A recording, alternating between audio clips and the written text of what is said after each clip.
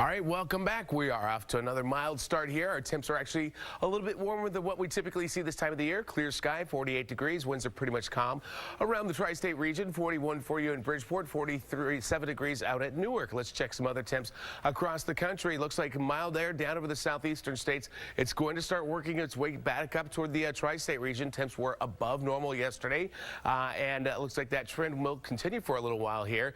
Again, 59 for you in Atlanta, 77 in Miami, 53 degrees in Raleigh, and we have 48 in the city. It's a mainly clear sky that we have for the time being, and that's the way it's going to be for probably about 2 days. I don't expect much at all to come to us today with high pressure and control. Here's where all the stormy weather is. It was this way over the weekend as well. Area of low pressure has plenty of storms fired up over parts of Georgia, back down toward Alabama, over in toward the Carolinas. That's where it's heading in toward the mid-Atlantic region here today. This is the futurecast as we roll it forward. High pressure's in control for now, but we're going to get more of that southerly flow. That should bring up more of the warm temps, and by tomorrow, some of the high clouds are starting to work their way back in. Eventually, the showers will start to work their way into. I don't think it's really going to happen until late Tuesday night into Wednesday morning. Wednesday looks like it's going to be wet, cloudy with showers, maybe a few little rumbles of thunder here and there as some pretty intense rainfall comes through. Looks like mainly for the evening commute for you on Wednesday, but it is kind of a washout day altogether on Wednesday as well.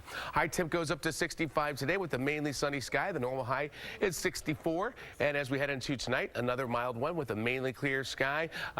Just a few clouds here and there. Low drops down to around 46, and as we go through the next 7 days, high of 62 for you tomorrow, then 60 on Wednesday. That's a cloudy day with showers and storms at that time, and then it should start to dry out as we head into Thursday, back to a mainly sunny sky, high of 64, and we're keeping it in the low to mid 60s for the rest of the week. Actually, this week is normal here, temp-wise, generally speaking.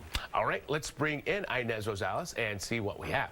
Still early on your Monday morning commute, but it's also dry after a nice weekend. We should be okay. Good morning, Mike. I'm hoping so. Right now, the commute's off to a good start. Rockland, Westchester County, you're fine. If you're taking the BQE this morning, looking good, heading towards the Brooklyn Bridge. Suki, back to you. All right, thank you so much, Ines. Let's talk about New York Senator Kirsten Gillibrand. She wants Attorney General Jeff Sessions, I should say, to meet with New Yorkers who've struggled because of low-level marijuana arrests. Gillibrand is also calling on Sessions to end a Trump-era Department of Justice directive that empowers law enforcement to target low-level, non-violent marijuana possession offenses.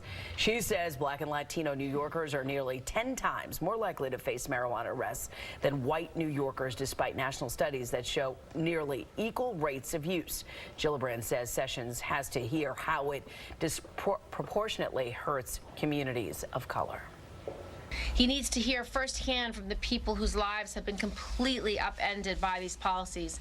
And he should immediately tell the Justice Department to stop wasting their resources going after people for low-level, nonviolent marijuana possession. All right, Gillibrand announced in February that she does support legalizing marijuana. And what came out of this press conference is that on the national level, Senator said that possibly it could be legalized throughout the country by the year 2020.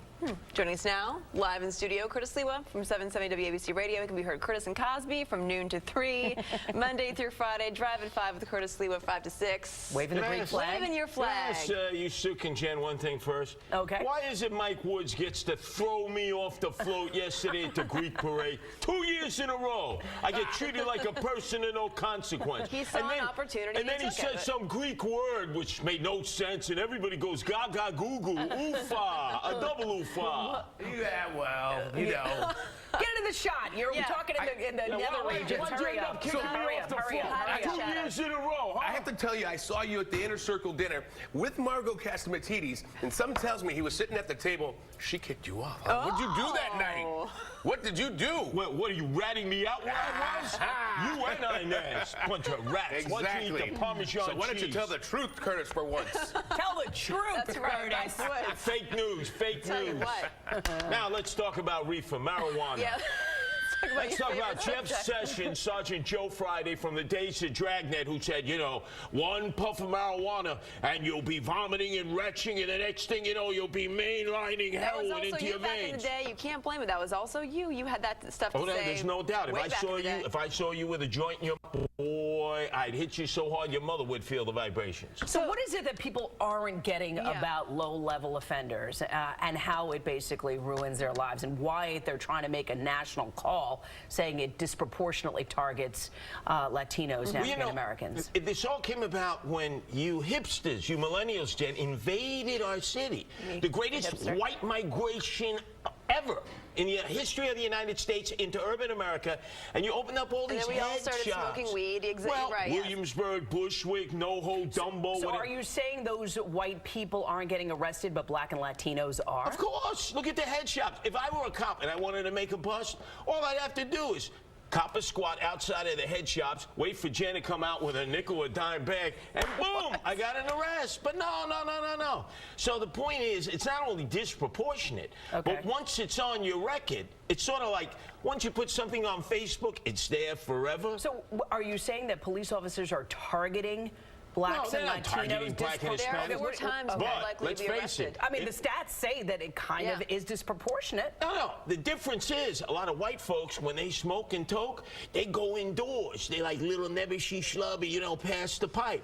A lot of blacks and Hispanics, they live in projects, they live in tenements, particularly in the summertime. Would you rather be in a tenement, in a project, or out in the streets? And then all of a sudden, you're passing the spliff, 5-0 comes, silver cuffs, next thing you know, central booking, and you got a record. Let me ask you a question. If we do legalize marijuana, let's talk about, people who can smoke now legally, doctors who could probably smoke and perform surgeries, truck drivers, bus drivers, teachers. At some point, I mean, aren't we going to get into the semantics of what it all means and not just about money? Wouldn't it also be regulated, though, similar to how alcohol is regulated, where, a doctor couldn't show up to the hospital half drunk. in the bag. Yeah, right, half in the bag. And then all of a sudden, he's supposed to be doing a lobotomy on you, and he's operating on your stomach, right? That's happened before.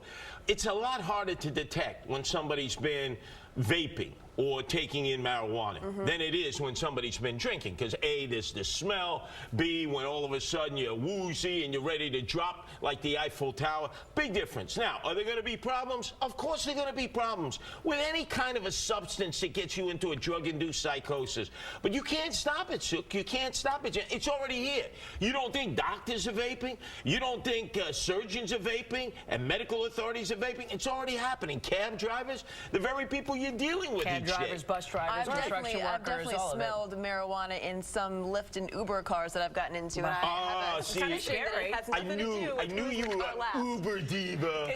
So you're saying all these gray areas have to be explored. The chasm, the Pandora's box is open. It's Look, just a they've matter been of how trying to do for it. years to crack down. It hasn't worked. Okay. And if anything, you have this huge black market where all the proceeds are going into organized crime, not into what could help our state. By the way, don't tax it too much, because the black market will continue, as we've seen in California and Colorado. Well, thank you, Curtis. Thank you. Oh, thank you. And Mike Woods, a double oofa to you. Next year, you better not kick me off the Greek float. Oh boy. All right, still ahead. He's being called, I have nothing to say about that, the ultimate survivor. We are meeting the man who lived through a shark attack in Hawaii, among other things, too. He could be either the luckiest or unluckiest person in the world. All right, let's say goodbye to the unluckiest. Goodbye, Curtis. A double. There's nothing wrong with being cheap, so go ahead. Be smart, be cool, be cheap. Download, click, or call, and save on flights, hotels, cars, and more. CheapOair.com. Go ahead. Good Day brought to you by new Dunkin' Go-Tos. Double deals made for go-getters.